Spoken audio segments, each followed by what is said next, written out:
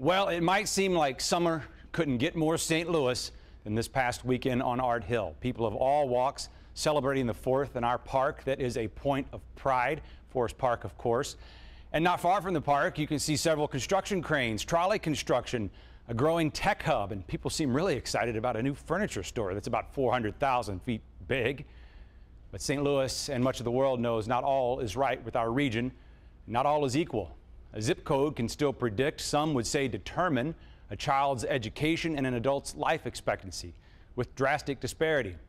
Tonight, what is the state of STL? What can we do? What are we doing to improve it? Stay tuned. Stay Tuned brings together local experts, journalists, civic leaders, and regular people to have tough conversations for a stronger St. Louis. Add your voice to our conversation, and you're at the table as we stay on top of current events and go deeper, bringing more light and less heat to the issues that matter. From the 9 network of public media in Grand Center, this is Stay Tuned.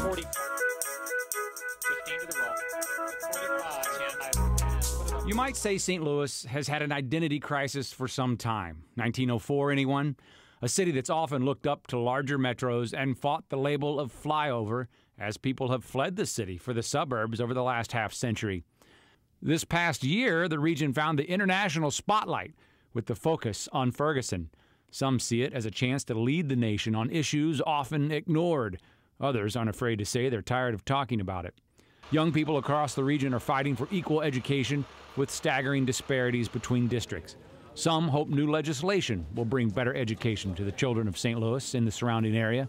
But education isn't the only critical issue. 7 months into 2015, and the homicide rate is up almost 60% over last year. In the continuing saga of will they stay or will they go, the Rams' future in St. Louis is far from certain. Is a new stadium on the riverfront enough to keep the team in town? Could the money to build a stadium be better spent elsewhere? Todd Swanstrom is with the University of Missouri St. Louis, professor of community collaboration and public policy. So this is a guy who spends a lot of time studying exactly how cities work, or maybe they don't work from time to time, or maybe more often than we'd like to admit. So let's dive right in with a topic that we can't maybe talk about the state of STL without talking about crime. It's something we often try to fight back against. I feel like every citizen knows the Chamber of Commerce refrain on how our stats are calculated, and if they were done with the county, we wouldn't be the most dangerous city. But at the same time, my gosh, just today we're hearing about a 60% year-to-year increase in homicides. Is crime holding us back? Crime is definitely an issue, but it's mostly an issue in the poorest neighborhoods. So if you looked at the region as a whole, most people live in pretty safe communities, and it turns out that if you're not hanging out with drug dealers and you're not hanging out with people who have a criminal background, chances are you're in a pretty safe place. But that doesn't mean it's not a serious issue, and also I think it affects the image. If people get their news from television, I hate to say this, Casey, but they tend to view crime as a serious problem. If they read the newspapers, it's not as serious because they have more of a perspective on it. So it creates an image problem for the city. So I don't want to say it's not serious for the people who live in neighborhoods with high crime, and it is serious, and we need to do more about it. But one final point is this idea of the Ferguson effect, that somehow the police are soft now, and now the criminals are getting out. Criminals are emboldened. Yeah, well, from what I read, there is no Ferguson effect. That's not what's going on. These are deep-seated issues. Well, sticking with the TV news analogy for 1 second, we hear from a lot of people that we don't spend enough time, like you said, on the crime in neighborhoods that maybe aren't well-to-do. Is crime an issue that is keeping a particular part of our population from moving ahead? Oh, definitely. I think, for example, research will show that if a child grows up within something like 500 yards of a violent crime, even if that child has not witnessed that crime, it actually has a statistically significant impact on their performance in school. So that crime is impacting in generating the kind of stress level, the kind of insecurity, its randomness that makes it so disturbing and so difficult for people to cope with. Okay, speaking of school, it's well documented some troubles we have with education, unaccredited schools. It's maybe easy to forget we have some really good schools, but not everyone is going to ever not everyone has access to some really good public schools. Is our education holding us? What's the state of STL in Well, our you know, schools? we're one of the most fragmented. It's always the case, and in the case of schools, it's also true. One of the most fragmented in the nation. We have more school districts per 10,000 population than just about any other metropolitan area in the country. So as a result, we have great disparities across school districts, and there's no doubt that we have unaccredited school districts, and frankly, they have been treated very poorly by the legislature. I think this whole transfer program where some districts were receiving $20,000 for every kid from Normandy that transferred into that district was outrageous. And you notice recently there was apparently a kind of agreement struck where most of the districts are going to limit what they will require to be paid for these transferring students from the unaccredited districts to a reasonable amount, more like $5,000 or $6,000. This is something that was so that's draining progress. the That's schools. progress. Yeah. Oh, you mentioned fragmentation. What do you make of that? Is it really worse than anywhere else in the country when it comes to our own little kingdoms that we have spread out throughout the region? Well, I think it is a problem, especially in North St. Louis County, where you have such small municipalities that they frankly don't have the ability to have the level of professionalism and expertise and scale economies, right, which will enable them to be efficient. Now, the theory would be that they could contract out for services and therefore get highly professional services, but then they lose some control. There's a lot of politics going on there. Some of them do contract for police services, and I think that's an improvement. So, is the mentality of this fragment that it's almost accepted or expected that everyone fights for their little piece? Is that holding us back? I think it is, but we should note right away that every weakness is a strength. You know, it's a great strength that we have these small communities that are tight. We have lots of elected officials. People are close to their government. They feel comfortable with their government. As Terry Jones said at one point, it's like putting on an old sweater. We like our little communities, but so we have a small town mentality in a big metropolis. So in some ways, it's really nice because you have these, I think, tight parishes and municipalities and neighborhoods that are quite strong in St. Louis. On the other hand, the kind of bridging social capital across these communities is often not where it should be. So it'd be nice if we could have a little bit more cohesion and a little less fragmentation, but don't discount the advantages of having these little communities, these little, battalions that people can be comfortable in. Speaking of services that they provide, municipal courts. Talk about Ferguson, the lessons that maybe we have yet to learn, but definitely the issues that were brought to light. Are we turning the corner? We're almost a year since the events of Ferguson, as we like to say. That's right. Well, I think on policing, yes, the region has come to grips with that. I think everybody recognizes that there's an exploitative system there that is disrespecting, exploiting, and pumping money out of some of the most vulnerable members of our society in order to generate revenues for local governments, and we know that's wrong. And we're doing something about that, and I think that's going to change. I mean, I think this law about what percentage of revenues you can get is going to make a big difference. I think it's very difficult now for municipalities to engage in this game the way they did before. So I think it's been a big learning experience. However, I would call that the low-hanging fruit. I mean, that's sure, we're doing something about that, and we should. And that was, something that I, who study these things, didn't realize how exploitative and really, it was almost, like a debtor's prison. People getting stuck in a debtor's prison, wrapped up in this legal process. So we're addressing it. I think it's going to be a lot better. But underneath that lie these inequities and these, a lack of resources, concentrated poverty, lack of job opportunities that are underneath these police problems that we have to get at eventually. Real quickly, because I have to toss to one other segment that we need to get to, but are we doing anything right that gives you a sense of optimism about the future of St. Louis? Well, I do think there are examples that are coming out of the Ferguson Commission that are bringing people aware, making people aware of the need for action. What I'm disappointed with, frankly, is that the top corporate leadership and political leadership in the region hasn't really been willing to stick their neck out for certain solutions at this point, as I see it. There's a lot of activity going on, but there's kind of a missing ingredient there, which is top private sector and public sector leaders who are willing to champion initiatives to get things done in the wake of Ferguson.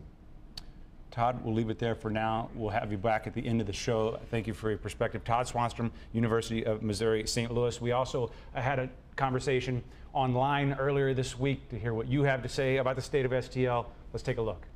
Tuesday evening, Stay Tuned held a Twitter chat asking followers to chime in with their thoughts of the state of St. Louis. We asked how St. Louis has dealt with the issues that they were most concerned with. There were several tweets about the efforts towards equity and reform, but they also recognized that there is still plenty of work to be done. We then shifted gears to a topic that connects us all together, transportation. Now, we know that mentioning Uber in St. Louis can get folks fired up, but a lot of the conversation was around how our current transportation systems divide when they should bring us together. There was also some disagreement whether Uber would really impact the entire region or just the Central Corridor. And if it is just a plus for the Central Corridor, is that such a bad thing? All development and reform impact our quality of life. Crime, education equity, racial discrimination, and the issues brought to the forefront since the shooting death of Michael Brown were also discussed Tuesday night. The top tweet from a Twitter chat came from one of the guests, Randy Vines. He tweeted, "Imagine what could be accomplished if the money and muscle spent on a new Rams stadium instead went towards schools and transit." Want to be a part of our next chat? Follow us on Twitter at StayTunedSTL and follow the conversation on Tuesday nights at 8 p.m. with the hashtag StayTunedSTL. Great work, Maya Northfleet. Thank you so much for that, and for all of you who chimed in on Twitter. Okay, let me introduce our two next guests. Patricia Bynes, Democratic Committee woman, who you may have seen on any number of national, international, and local. And I don't say that to embarrass you, but you've been very active since August 10th, perhaps, of last year. You live in the area of Ferguson. You represent that area as a Democratic Committee woman. You've spoken extensively on those issues that we've talked about there. And Randy Vines, co-creator, STL Style, city supporter, city advocate, regional advocate, I would say, as well. You follow him on Instagram and you'll see what I'm talking about. Speaking of advocacy for our region, though, I want to start our conversation by showing you a piece of video that is now out playing to the public, pumping up the St. Louis pride, or at least that's the goal. Let's take a look at this, see what you think. Great things don't just happen in St. Louis, they are St. Louis. From the beer barons of yesterday to the crafty entrepreneurs of today. And there's even more on tap with a thriving tech and startup community. Surrounded by vibrant neighborhoods we can all be proud of. St. Louis is looking good. Thank you. Take pride in it because we're ready to serve up another helping. That's the spirit of St. Louis, and it's in all of us. Pass it along. So I think it's fair to say that message might be intended for outside of the St. Louis area, or maybe not. Are we proud enough of our own city? Are people proud of St. Louis, where you live? I would say yes, and it's because of the amount of people in the community and the community building that's been going on, not just to see what's going right, but also to address problems and not hide away from it anymore. And that is a great source of pride for people where I live. So maybe it's changed in the last year? Oh, absolutely.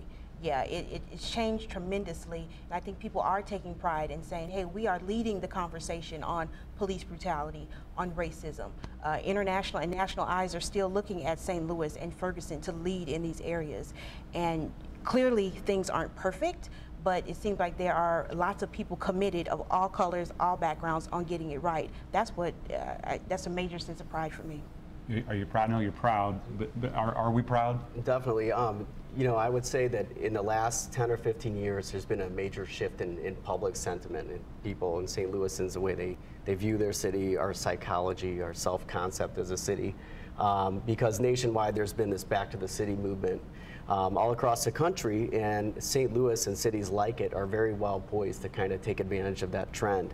The thing I think is really strong in St. Louis is the grassroots kind of DIY, dig your heels in the ground and make a change and a contribution and get noticed for it and make noticeable contributions. I think that's the real strength of a city like St. Louis, big enough to matter nationally and have an audience for cool things and initiatives and projects that matter, but also you know, it's intimate enough that connections are easily made and that people can kind of plug in in a way that's meaningful. And so, you know, I think a campaign like that, it's got a great message.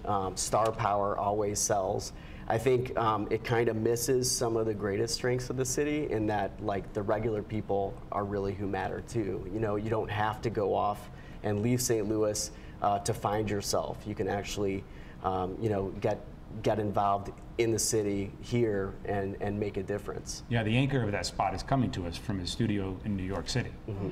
So, yeah, and you know, a lot of the celebrities that we see there don't even live here, at least full time. And so, you know, there's so many great people and amazing, inspiring people doing creative, innovative, you know, outside the box things right here in St. Louis that their story doesn't necessarily get told. And I think that could really sell a whole segment of the nation, or at least the local, you know, metro area, into thinking about their city from a different perspective. And that is the most effective, is getting people who live here to be the best ambassadors for St. Louis. We got to believe in our city ourselves first before we can ask someone else to do it. Exactly. Maybe the stories aren't being told of people who are doing the creative work, or maybe the hard work too. I don't know. Is there work going on post-Ferguson that people don't know about that you're encouraged by, or are you concerned about the pace of change?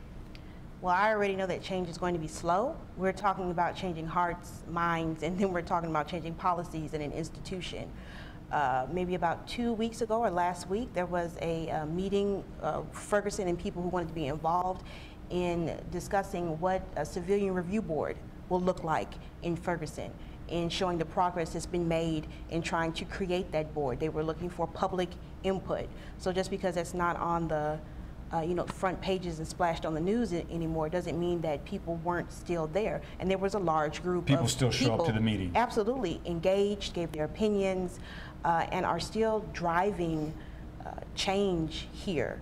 And when I say here, whether it's the city, because the city's also been very involved in talking about a civilian review board, but even out in the county, people are really starting to get involved in politics, questioning elected officials, doing research to figure out what's going on, and trying to tackle a lot of these hard issues and seeing what do they really think about these issues, because many people told me they never thought about most of this stuff before August.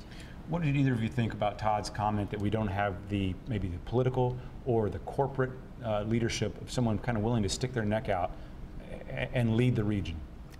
I would wholeheartedly agree with that statement. I think that leadership is of critical importance in taking St. Louis into the next level. A lot of the greatest things happening in the city happen in spite of leadership sometimes, which is sad.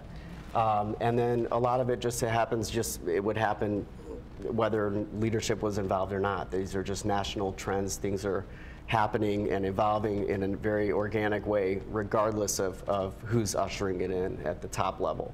But yeah, I think that what St. Louis really lacks is unity and a unified voice and somebody dynamic enough to rally behind and command the attention and captivate our inspiration to kind of believe in ourselves and be the best city we can be.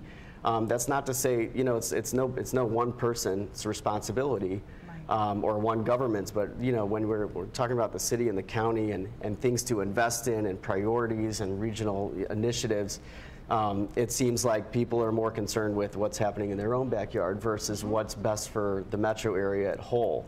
And biased as I am, I will always say that you can never go wrong investing the most into creating the most vibrant urban core that we can, and that funnels out into the suburbs and then the exurbs too. And it also changes our own self-concept. Hold it right there for 1 second. I want to go back. Let's go join Todd and talk a little bit more. In the meantime, I want to show you a tweet that might just kick off our next conversation.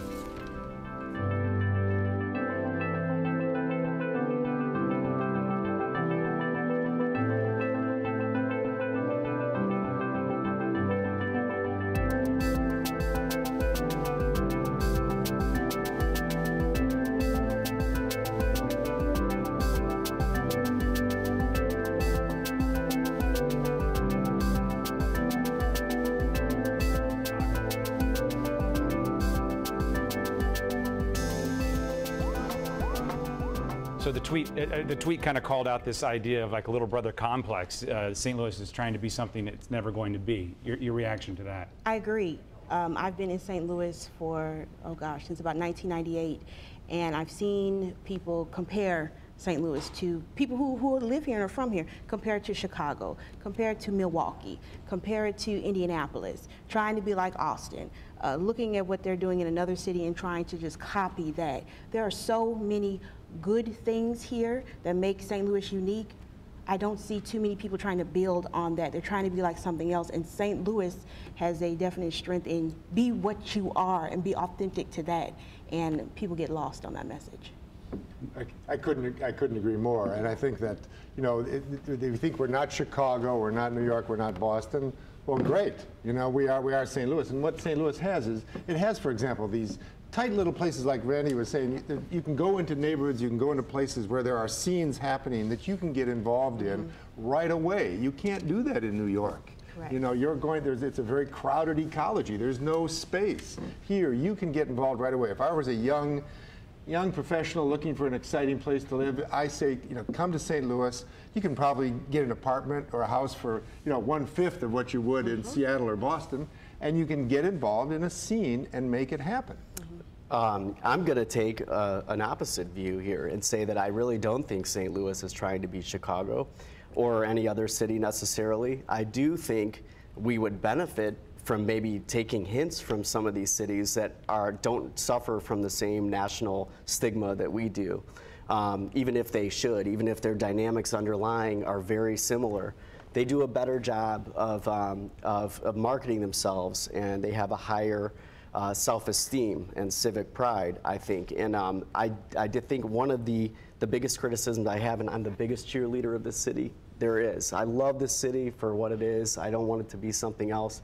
It's authentic and real, but it's a very insular kind of mindset in St. Louis, and I think that stems from people not really venturing out and really experiencing other cities in a way that they could take something and apply it here locally, especially our leadership. You know, I wish we were a little more like Chicago in some ways. I'm glad we're not like Chicago in all ways, but you know, a priority of public transportation, accessibility, you know, urbanist development versus parking lots and gas stations. These are things that we can implement here and be a better city for it. And I don't think that means we're trying to be Chicago or another city. I just think it means that we're paying attention to what's working in other places. Something that some might say is working is Uber. And then that might seem like a really narrow topic. I won't try to do it justice just right now, but Aaron Pruitt has an op-ed on KMOX's website that talks about this being a larger issue than just whether or not you ever get in an Uber car and take a ride. Is that provincial? Is that what's going on? Is that speak to a larger issue? The issue of to catch folks up in case they don't know, the Metropolitan Taxi Commission is not allowing Uber as of right now to operate in the city. This is an app-based car service. They come pick you up. It's in the private car. You know, I think this is a critical issue for so many reasons. I think the entire controversy surrounding Uber underscores a real problem with St. Louis bureaucracy and why people perceive it to be a city where you can't do cool things and get things done. And that's because why should we, out of 160 or so cities that have Uber operating, why should we be a lone holdout and try to layer up regulations that, you know, make it difficult for them to operate here that they don't have to adhere to in any other cities? I think there are two exceptions. One of them is New York City, which is a whole different thing. From a perception standpoint, it's really image suicide to disallow Uber or to resist Uber and make us think about it. I really do think that whether you use it or not, it is the future of urban mobility in American cities. Is it one of the taxi commissioners called it white privilege to be worried about, he himself is a white man, to be worried about, so maybe there's a whole other level of there. But do people who are concerned about the issues of Ferguson and fixing those issues, are they also concerned about things like Uber? No. And that's not fair to ask you to speak for the entire region. It's not fair, and what it speaks to is the mindset when you're trying to do something different and innovative in St. Louis and the barriers that we come up against these types of things regionally, that the business community and the political players will put up every single wall and throw a brick at you when you're trying to do something new. So whether that is in a business, whether that is you're trying to break down walls of discrimination, this is what it speaks to me. So no, I haven't really had many conversations with people who are concerned about Uber, because many people can't even afford to take a cab. We're trying to fight for regular public transportation to get people just from one side of Little Ferguson to the other, trying to get kids to a community center where there is no public transportation at all. Uber is not on the list of things, but it speaks to the barriers that are presented by the political and the corporate leaders here of not speaking out or looking the other way when innovation like this is on the table. We have 1 minute left. Okay. I can feel you wanting to jump in. Well, I just wanted, I'm more ambivalent about Uber. I think it does represent this idea of, are we open to new ideas, the new technology, and can we facilitate it? On the other hand, I was a taxi driver in New York City, and unfortunately Uber, what it does, it undermines wages for drivers, right? So it's great in a way because it's highly responsive. On the other hand, I support this idea that we have to have some regulations, and we need to make sure that wages are maintained and that we don't just create all these informal economic jobs that I think just drive down wages. So I'm deeply ambivalent about it. But I understand where the concern is about innovation and being open to new things. We have less than 30 seconds left. Give me 5 seconds on optimism about this future of St. Louis. Oh, I'm really optimistic. I just think that as long as we understand that we are best being an urban city and an inclusive, diverse city, then we're going to do better. But we should not try to compete with our suburbs, and we should just try to hone in on our inherent strengths. We'll leave it there. Thanks for all of your time. Until next time, stay tuned.